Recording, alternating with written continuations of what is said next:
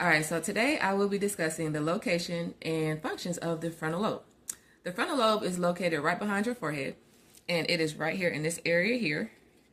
And this is the parietal lobe. You can see that. This is the occipital lobe, and this is the temporal lobe. Okay, so I'm going to start here with the central sulcus, that line there. That separates the parietal lobe, which is here, from the frontal lobe, which is here. Okay?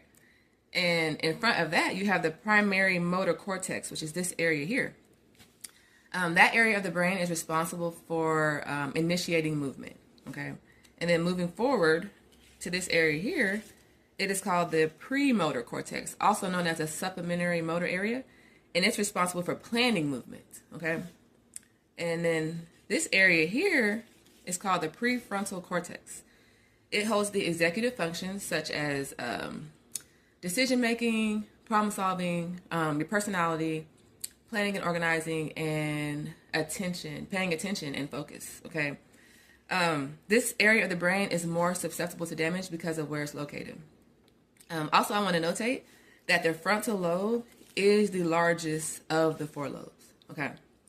So then you move down to this section here, right along that line there. That's called the Sylvian fissure, or you can call it the lateral sulcus, and it just separates the temporal lobe from the frontal lobe.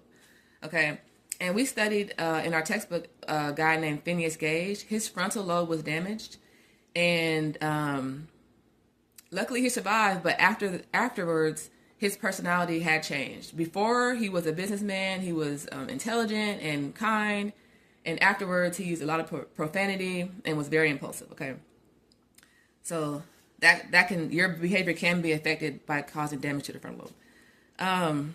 This area here in yellow, that yellow striped circle, that is called Broca's area, and it is number 44 on Brodmann's areas. And that area of the brain is responsible for preparing, organizing, and planning your articulators, your motors for speech production.